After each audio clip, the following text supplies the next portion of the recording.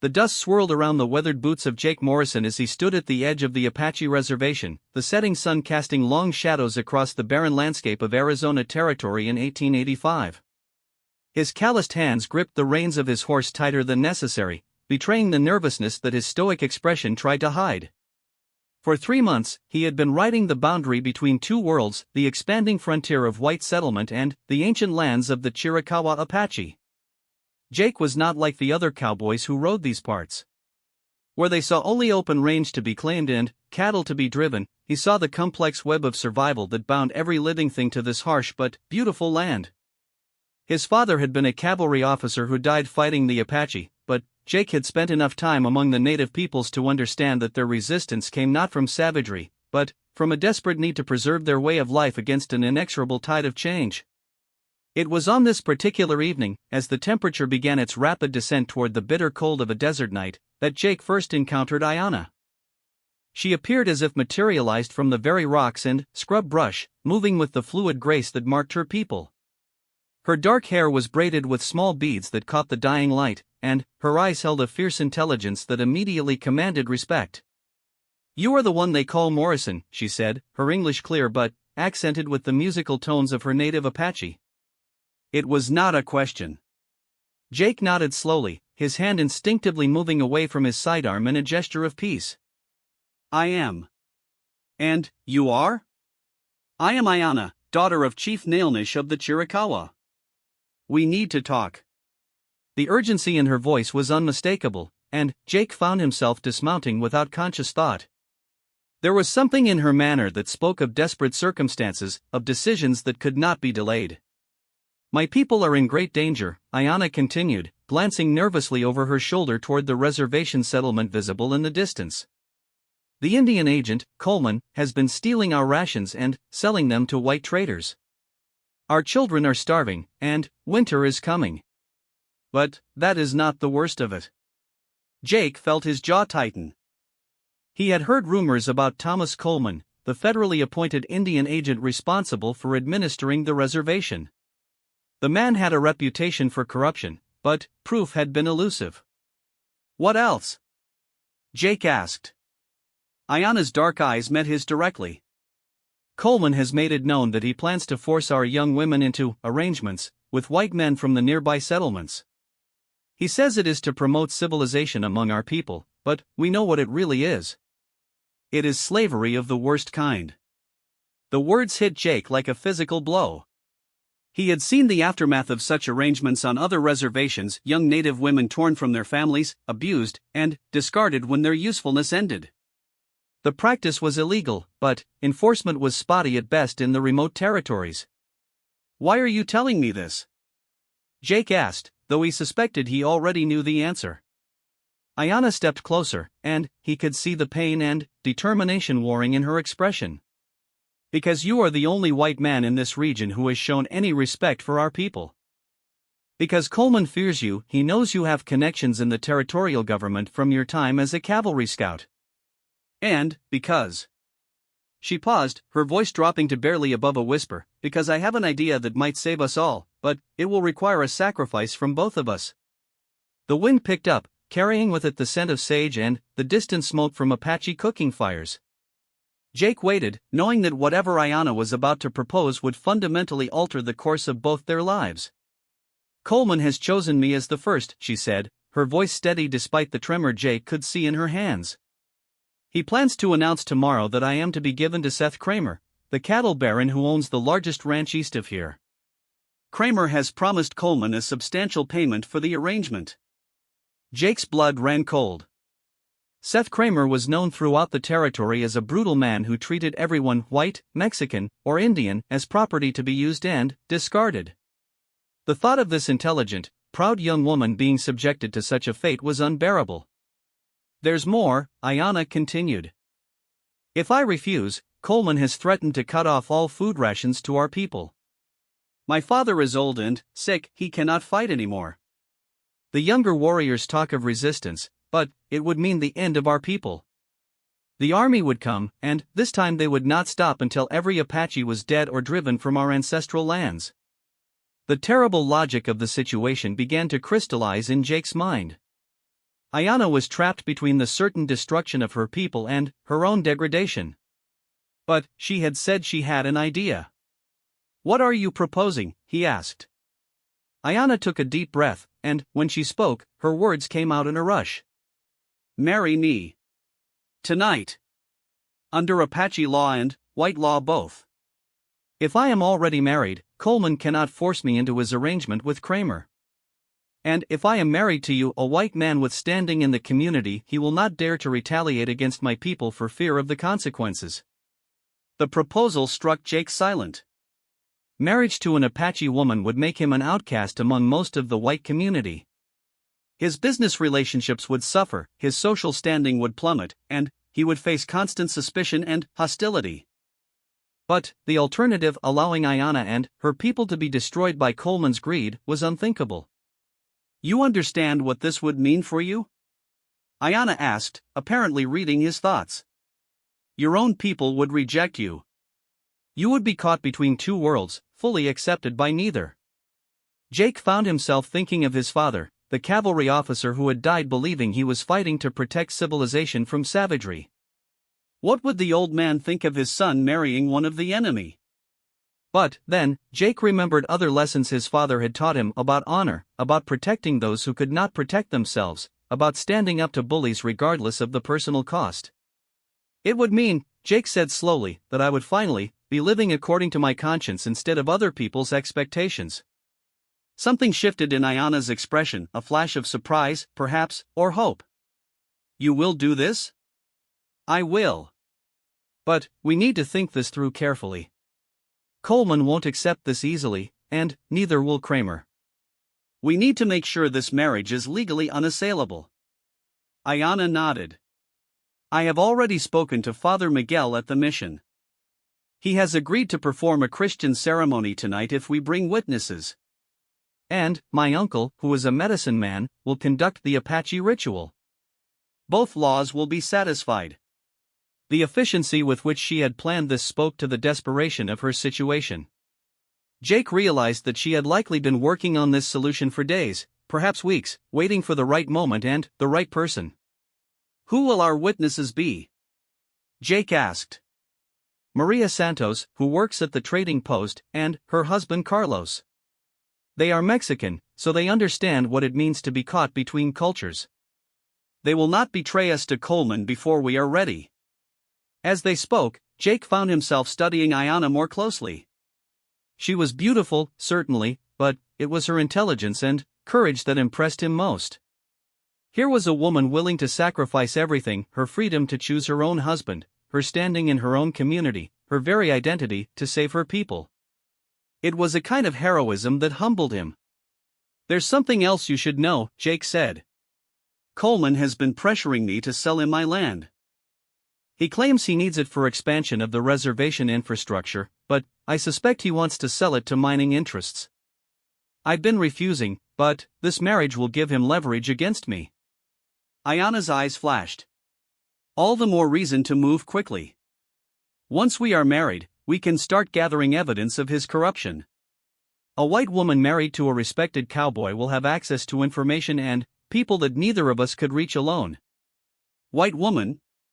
That is what I will be, legally, once we marry. It is one of the bitter ironies of your government's laws. An Apache woman who marries a white man becomes white in the eyes of the law, while a white woman who marries an Apache man would lose her citizenship entirely." The complexity of the racial and legal landscape they were navigating was staggering. Jake realized that this marriage would not just be a personal arrangement, it would be a political act with ramifications that would ripple through both communities.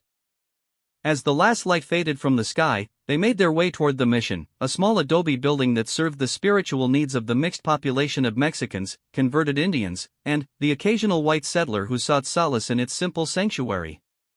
Father Miguel was waiting for them, an elderly priest whose kind eyes had seen decades of human suffering and redemption in this harsh land. "Señor Morrison, Señorita Ayana," he greeted them in his soft Spanish accent. "You are certain of this decision? Marriage is a sacred bond, not to be entered into lightly." "Father," Ayana replied, "we enter into this marriage with full knowledge of what we are choosing. We do so not for romantic love, but for a love greater than ourselves, love of justice and protection of the innocent. Jake was struck by the eloquence of her words. Father, I know this seems sudden, but I give you my word that I will honor this woman and protect her with my life. Father Miguel studied them both for a long moment, then nodded. Very well. Maria and Carlos are waiting inside. Let us proceed. The ceremony was simple but profound. Maria Santos, a middle-aged woman with kind eyes and work-worn hands, had brought her grandmother's lace mantilla for Ayana to wear. Carlos, a quiet man who worked as a blacksmith, stood as witness with the gravity of someone who understood the weight of the moment. As Jake and Ayana spoke their vows in the flickering candlelight, each felt the fundamental shift that was taking place in their lives. They were no longer simply a cowboy and an Apache girl, they were husband and wife, bound together by law and circumstance in a partnership that would test every assumption their respective communities held about race, loyalty, and survival. After the Christian ceremony, they made their way to a secluded spot where Ayana's uncle waited with the traditional Apache marriage ritual. The medicine man, whose weathered face spoke of wisdom earned through decades of guidance and healing, conducted the ceremony in the ancient Apache language, calling upon the spirits of the land and the ancestors to bless this union. As the night deepened and the ceremonies concluded, Jake and Ayana found themselves alone for the first time as husband and wife. The weight of what they had done and what lay ahead settled over them like the desert silence. We should return to your ranch, Ayana said practically. Coleman will discover what we have done soon enough, but we need time to prepare our defenses. Jake nodded, but, as they prepared to mount their horses, he felt compelled to speak. Ayana, I want you to know that I don't expect, that is, this marriage is for protection, not. He struggled to find the right words. She turned to him with a slight smile, the first he had seen from her. Jake Morrison, you are an honorable man. We will figure out how to live together as the situation develops. For now, we are partners in a mission that is larger than both of us. The ride to Jake's ranch took them through country that seemed to shift and change in the moonlight. What looked like solid ground in the day revealed itself to be riddled with arroyos and hidden valleys. It was a landscape that demanded respect and careful attention, much like the new relationship Jake and Ayana were navigating. Jake's ranch was modest by the standards of some of the larger cattle operations in the territory, but it was well built and positioned strategically near a reliable water source. The house itself was a sturdy adobe structure with thick walls that would provide protection from both the elements and any human threats that might arise. As they settled in for what remained of the night, both were acutely aware that their brief period of preparation was about to end. Come morning, Coleman would discover that his carefully laid plans had been disrupted, and his reaction would be swift and vicious. Tell me about your father, Jake said as they sat at his kitchen table, sharing coffee and planning their next moves. You said he was sick? Ayana's expression grew sad. He was a great war chief once, feared and respected throughout the territory. But the years of fighting, the constant pressure to surrender more and more of our land, the watching of our children grow hungry while we waited for government rations that never came, it has broken something inside him. He still has moments of his old fire, but mostly he just seems tired. And the young warriors who talk of resistance? They are brave, but they are also angry and desperate. Their anger makes them dangerous to themselves and to our people. If they act rashly, it will give Coleman the excuse he needs to call in the army. Many innocent people would die.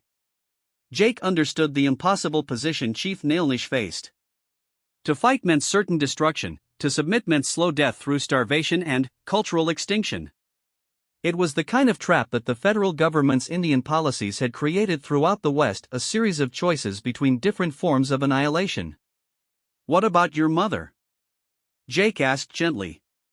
She died 3 years ago during the winter when the government rations were delayed for 2 months. She was among many who did not survive that time. Ayana's voice was steady, but Jake could hear the underlying pain. The personal cost of the government's neglect and corruption was becoming clear. For Ayana, this was not just about abstract justice, it was about preventing more deaths like her mother's, more suffering like her father's. As dawn approached, they heard the sound of horses approaching the ranch. Jake peered through a window and saw a group of riders led by Thomas Coleman himself. The Indian agent was a tall, thin man with cold eyes and a perpetual sneer that spoke of contempt for everyone around him. "Ayanna," Jake said quietly, "they're here." She joined him at the window, and her jaw tightened as she saw Coleman. "He moves quickly. That means he is more desperate than I thought. Are you ready for this?" "I have been ready for this my entire life," she replied with quiet determination. They walked out onto the porch together, presenting a united front as Coleman and his men dismounted. Jake noticed that two of the riders were soldiers from the nearby army post. Coleman had come prepared for potential violence. "Morrison," Coleman called out, his voice carrying across the yard. "I think you have something that belongs to me." "I don't believe I do, Coleman," Jake replied evenly. "Everything on this ranch is legally mine." Coleman's eyes fixed on Ayanna with undisguised anger. "That Apache girl was promised to Seth Kramer. You have interfered with official government business." "This Apache girl," Ayanna interjected, stepping forward, "is now Mrs. Morrison, legally married under both territorial law and Apache custom. I belong to no one but myself, and I choose to be here." The transformation in Coleman's expression was frightening. Jake had seen that look before. It was the look of a man whose carefully constructed scheme was collapsing, and who was prepared to use any means necessary to salvage the situation. "A marriage between a white man and an Indian woman requires special approval from the Indian agency," Coleman said, his voice taking on the tone of a man grasping at legal straws. "No, Coleman, it doesn't," Jake replied calmly. "I checked the territorial statutes before we proceeded. The marriage is entirely legal. Besides," Ayanna added with a slight smile, "according to your own government's laws, I became a white woman the moment I married a white man. So technically, this is a marriage between two white people." The legal irony was not lost on anyone present, and Jake could see Coleman struggling to find another angle of attack.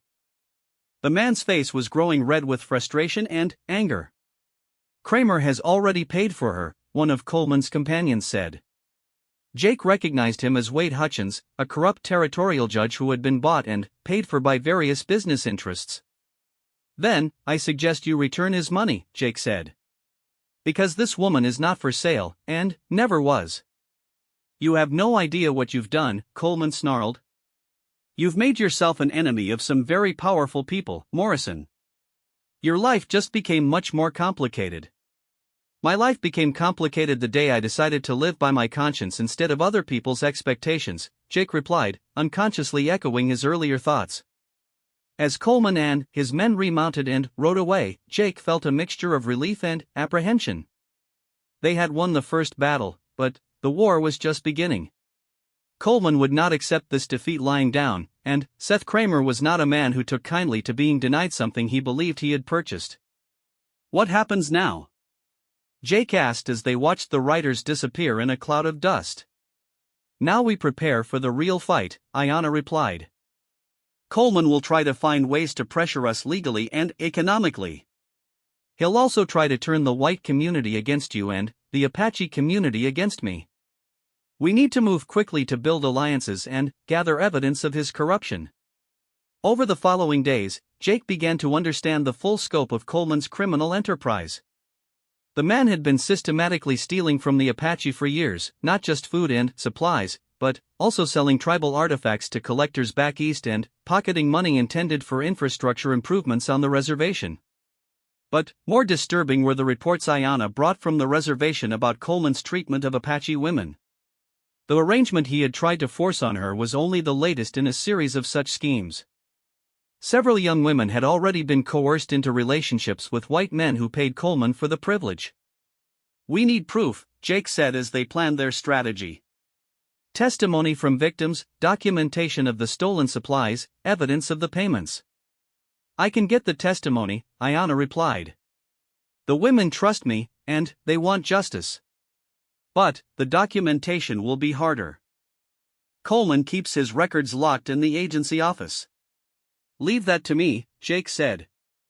"I know someone who might be able to help." That someone was Tom Bradley, a former Army captain who now worked as a territorial investigator. Jake had served under Bradley during his brief stint as a cavalry scout, and he knew the man to be honest and dedicated to justice. More importantly, Bradley had been growing suspicious of Coleman's activities for months but had lacked the evidence to act. When Jake approached him with their information, Bradley's eyes lit up with professional interest. "I knew something was rotten about that setup," he said. "But I needed someone on the inside who could get me the evidence. Your wife's testimony could be the key to bringing down the whole operation." "What about the political pressure?" Jake asked. "Coleman has connections in Washington." "So do I," Bradley replied grimly. "And there are people in the territorial government who are tired of the corruption that's making all of us look bad. If we can build a solid case, we'll have support." As they worked to gather evidence, Jake and Ayanna found themselves developing a partnership that went beyond their original arrangement. Ayanna's intelligence and cultural knowledge complemented Jake's connections in the white community and his understanding of legal and governmental processes. But their collaboration was not without its challenges. Jake had to confront his own assumptions about Apache culture and capabilities, while Ayanna had to navigate the complex world of white politics and business. Both were learning to see their familiar world through completely different eyes. "You know," Jake said one evening as they reviewed witness statements, "when I was growing up, I was taught that the Apache were a warrior people who only understood force. But what I've seen here, the way your people have endured years of injustice without losing their dignity, the way they've protected their children and maintained their culture despite everything, that's a different kind of strength." Ayanna looked up from the papers she was organizing. "And I was taught that all white men were the same, greedy, violent, interested only in taking what they could from the land and the people. But you chose to give up your comfortable position to help people you barely knew. That takes a courage I had not seen before." Their mutual respect was growing into something deeper, though neither was quite ready to name it. They were still, in many ways, strangers who had been thrown together by circumstances. But they were beginning to see in each other qualities that transcended the racial and cultural boundaries that had been constructed around them. The breakthrough in their investigation came from an unexpected source. Maria Santos, who had witnessed their wedding, approached Jake with information that her husband Carlos had been reluctant to share. Coleman had been pressuring Carlos to modify the weights on his scales when weighing goods destined for the Apache reservation, effectively stealing a portion of every delivery. "Carlos has been keeping track," Maria explained quietly. "He has records of what Coleman ordered him to do, and he has samples of the goods that were diverted. He was afraid to come forward before, but after seeing what you and Ayanna did, he says it is time to be brave." With Carlos's evidence, combined with the testimony from the Apache women and Ayanna's insider knowledge of the reservation operations, Bradley was able to build a compelling case. But even as they gathered evidence, Coleman was escalating his campaign against Jake and Ayanna. First came the economic pressure. Several of Jake's business associates began canceling contracts and refusing to do business with him. The local bank, influenced by Coleman's allies, called in a loan that Jake had been making payments on for years. Word spread through the white community that Jake had gone native and could no longer be trusted. "They're trying to force you into bankruptcy," Ayanna observed as they reviewed Jake's deteriorating financial situation. "If you lose the ranch, you lose your standing in the community and your ability to protect me and my people." "Then, we'll have to move faster," Jake replied grimly. But Coleman's campaign against Ayanna was even more vicious. He spread rumors on the reservation that she had betrayed her people for personal gain, that she was a traitor who had sold out to the white man's world. Some of the younger Apache men, already frustrated and angry, began to believe these lies. "My own people are turning against me," Ayanna told Jake one night after a particularly difficult visit to the reservation. "They see the white dress I wear now, the way I live in your house, and they think I have abandoned them." "Have you?" Jake asked gently. "Abandoned them, I mean?" Ayanna was quiet for a long moment. "I don't know anymore. I am between two worlds, belonging fully to neither. Sometimes I wonder if I have saved my people or simply saved myself." It was during this dark period that their relationship deepened from partnership to something approaching genuine affection. They were each other's only support in a world that seemed determined to destroy them both. In the evenings, after long days of investigation and community pressure, they would sit together on the porch and talk about their childhoods, their fears, their hopes for a future that seemed increasingly uncertain. "Tell me about your dreams," Jake said one night as they watched the stars emerge in the desert sky. "I used to dream of becoming a teacher," Ayanna replied. "I wanted to help Apache children learn to read and write in both English and our own language, so they could survive in the white world without forgetting who they were. But that was before all this." "It's not too late," Jake said. "When this is over, when Coleman is gone, you could still do that." "Could I?" "I am no longer fully Apache, but I am not really white either. Who would trust me to teach their children?" The question hung in the air between them, highlighting the liminal space they both now occupied. They were pioneers of a sort, though not the kind celebrated in the popular stories of the frontier. They were exploring the possibility of a life that transcended the rigid racial categories of their time, but the personal cost was enormous. The climax of their struggle with Coleman came sooner than they expected. Seth Kramer, furious at being denied what he considered his purchase, had been pressuring Coleman to find a way to invalidate Jake and Ayanna's marriage. Coleman, desperate to salvage his position and his illegal profits, decided to take direct action.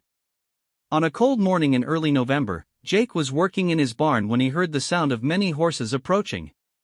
Looking out, he saw Coleman leading a group that included not just his usual associates but also a squad of soldiers and several Apache men he didn't recognize. "Ayanna!" Jake called, and she emerged from the house, her face pale but determined. Coleman dismounted and walked toward them with the confident stride of a man who believed he held all the cards. "Morrison, Ayanna, I'm here on official business. There's been a complaint filed that this marriage was conducted under false pretenses and is therefore invalid." "What false pretenses?" Jake demanded. "It has come to the attention of the Indian agency that Ayanna was already promised in marriage to another man under Apache law. Since Apache law recognizes such promises as binding, her marriage to you is invalid." One of the Apache men stepped forward. Jake recognized him as Joseph Crowfeather, a young warrior who had been one of the most vocal advocates for armed resistance. "Ayanna was promised to me 2 years ago by her father," he announced. "This marriage to the white man is not valid under our law." Jake looked at Ayanna in shock. She met his eyes steadily, and he could see both pain and determination in her expression. "Is this true?" he asked quietly. "It is complicated," Ayanna replied. "There was a discussion between my father and Crowfeather's father when we were younger. But no formal ceremony was conducted, and I never agreed to it." "Under Apache law, the agreement between fathers is sufficient," Coleman interjected triumphantly. "This means your marriage is void, and Ayanna must honor her original commitment." But Ayanna stepped forward, her voice ringing with authority. "Under Apache law, a woman has the right to refuse a marriage if she has just cause. I claim that right now, before all these witnesses." Crowfeather's face flushed with anger. "What just cause? You bring shame on your family and your people with this marriage to the white man." "My just cause," Ayanna replied, her voice never wavering, "is that you, Joseph Crowfeather, are a fool and a coward who would lead our people to destruction with your talk of war. You would see every Apache man, woman, and child dead rather than admit that the world has changed and we must change with it." The accusation hit like a thunderbolt. In Apache culture, calling a warrior a coward was one of the most serious insults possible. But Ayanna was not finished. "You speak of honoring our traditions, but you work with this corrupt white man who starves our children and sells our women. You are no warrior, you are Coleman's tool, used to pressure me into abandoning the fight for justice." The truth of her words was evident to everyone present. Coleman's face went white as he realized that his carefully orchestrated plan was collapsing. Crowfeather looked around desperately, seeing the doubt in the eyes of the other Apache men who had come with him. "Furthermore," Ayanna continued, "under the treaty your grandfather signed with the United States government, Joseph Crowfeather, Apache law is subordinate to federal law in matters involving white citizens. My marriage to Jake Morrison was conducted under federal law and is therefore binding regardless of any Apache agreements." The legal argument was complex, but Ayanna's forceful delivery and obvious command of both legal systems left Coleman scrambling for a response. It was clear that she had spent considerable time researching the legal foundations for her position. "This is not over," Coleman snarled, but his authority had been undermined in front of witnesses from both communities. "There are other ways to handle this situation." As Coleman and his party rode away, Jake found himself looking at his wife with new eyes. The woman who had seemed desperate and vulnerable when she first approached him had revealed herself to be a formidable strategist and leader. "Where did you learn all that legal information?" he asked. "Father Miguel has an extensive library, and I have been reading everything I could find about federal Indian law for years," Ayanna replied. "I knew that someday I would need to understand the white man's laws if I wanted to protect my people." "And the confrontation with Crow Feather?" Ayanna's expression grew sad. "That was necessary but painful. Joseph is not evil, just angry and misguided. But he allowed Coleman to use him, and that made him dangerous to all of us." In the days that followed, the political landscape began to shift in their favor. Tom Bradley had been busy in the territorial capital, and word came that a federal investigator was being sent to examine Coleman's administration of the Apache reservation. The evidence they had gathered would be crucial to that investigation. But, perhaps more importantly, the public confrontation between Ayanna and Crow Feather had resonated throughout both communities. Many of the Apache who had been suspicious of Ayanna's marriage began to see it as a strategic move rather than a betrayal. And some members of the white community, particularly those who had their own grievances against Coleman's corrupt administration, began to view Jake and Ayanna's partnership with new respect. "You know," said Tom Bradley during one of his visits to the ranch, "you two have done something remarkable here. You've created a bridge between two communities that have been at war for generations. That's not something that happens often." "We've created something," Jake replied, "but I'm not sure what it is yet. We're still figuring it out ourselves." Indeed, the nature of their relationship continued to evolve as external pressures forced them to rely more and more on each other. What had begun as a marriage of convenience was becoming something deeper and more complex. They were developing genuine affection and respect, but they were also creating something entirely new, a partnership that transcended the racial and cultural categories of their time. The federal investigation moved swiftly once it began. Coleman's record-keeping had been meticulous, a fact that proved to be his downfall when investigators gained access to his files. The evidence of theft, corruption, and abuse was overwhelming. Within 6 weeks, Coleman had been arrested and removed from his position. Seth Kramer, facing his own investigation for his role in Coleman's schemes, quietly left the territory. Joseph Crow Feather, humbled by his public embarrassment and the revelation of how he had been manipulated, sought out Jake and Ayanna to apologize. "I was angry," he told them during his visit to the ranch. "Angry about everything we have lost, everything that has been taken from us. Coleman used that anger against all of us. I am ashamed." "Anger is not wrong, Joseph," Ayanna replied gently. "Our people have many reasons to be angry. But anger without wisdom becomes a weapon that hurts those we love most."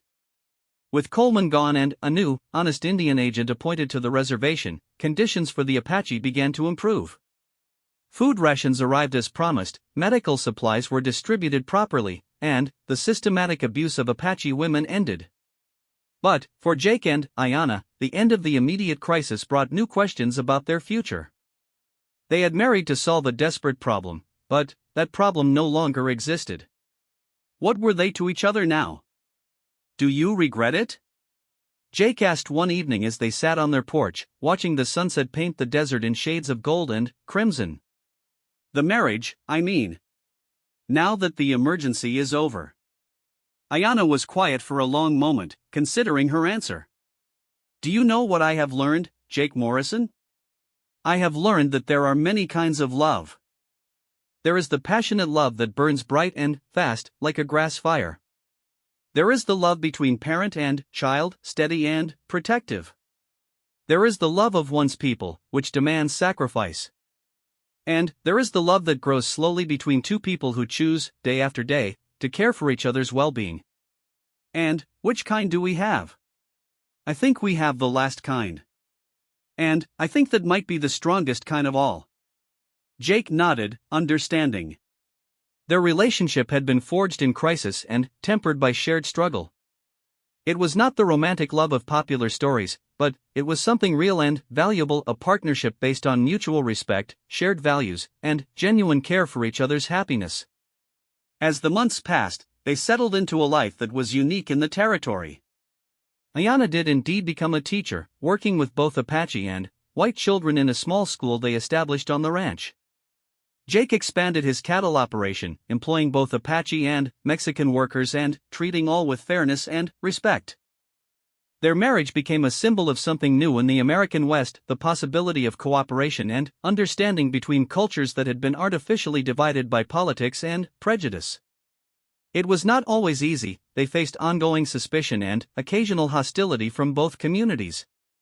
But they also found unexpected allies and supporters who believed in their vision of a more just and inclusive society. You know, Jake said one day as he watched Ayanna teaching a mixed group of children to read, "I think my father would have been proud of us. Not because we proved his beliefs right, but because we proved that his beliefs could evolve." The man who had once been a simple cowboy, content to live within the narrow confines of his culture's expectations, had become something more complex and valuable. He had learned that true strength came not from dominating others, but from the courage to change oneself when change was needed. And Ayanna, who had once faced the impossible choice between her own degradation and her people's destruction, had found a third path, one that required her to become a bridge between worlds, belonging fully to neither but serving the cause of justice in both. Their story became part of the folklore of the territory, told and retold with varying degrees of accuracy around campfires and in saloons. Some versions emphasized the romance, others the adventure, and, still others, the political implications. But, at its heart, it remained the story of two people who chose to destroy their weak, fearful selves in order to become something stronger and better.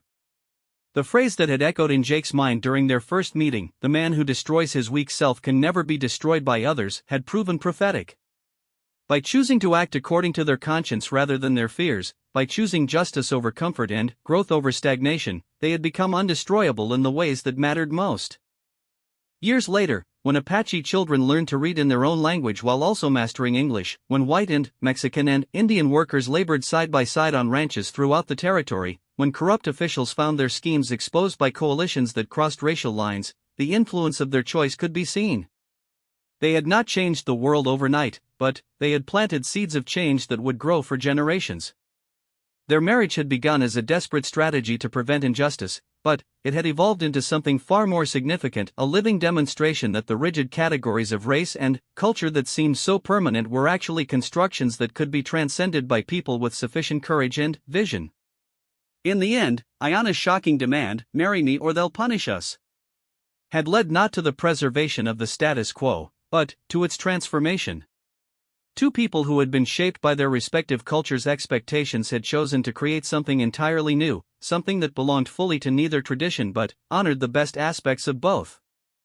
The weak selves they had destroyed were the versions of themselves that accepted injustice as inevitable, that believed the boundaries between peoples were insurmountable, that thought survival required the sacrifice of conscience. In destroying those weak selves, they had become indestructible, not in body, for they remained mortal, but in spirit and purpose and legacy. Their ranch became a place where children of all backgrounds learned that strength came not from hatred or fear, but from the willingness to see others as fellow human beings deserving of dignity and respect. It became a place where adults discovered that cooperation across cultural lines was not only possible but beneficial to everyone involved. And, at the center of it all were Jake and Ayanna Morrison, the cowboy and the Apache girl who had shocked their world by refusing to accept that love, justice, and human dignity were luxuries that only some people deserved. They had demanded more from their world and from themselves, and, in doing so, they had helped to create the foundation for a better future, one that their children and grandchildren would continue to build long after they were gone. The desert winds still blew across the Arizona territory, carrying with it the sense of sage and possibility. The land remained harsh and demanding, requiring strength and wisdom from all who would make their home there. But now it also carried the proof that such strength could come from unity rather than division, from love rather than hatred, from the courage to change rather than the comfort of remaining the same. In destroying their weak selves, the selves that would have accepted injustice for the sake of an easier life, Jake and Ayanna Morrison had indeed become indestructible. Their legacy lived on in every act of courage that crossed cultural boundaries, in every choice to stand up to corruption regardless of personal cost, in every moment when someone looked beyond the surface differences to see the common humanity that connected all people. The shocking demand had become a lasting transformation, proof that sometimes the most desperate moments create opportunities for the most profound change. And the man and woman who had seized that opportunity had shown that the destruction of one's weak self was not an ending, but a beginning, the first step toward becoming the person one was truly meant to be.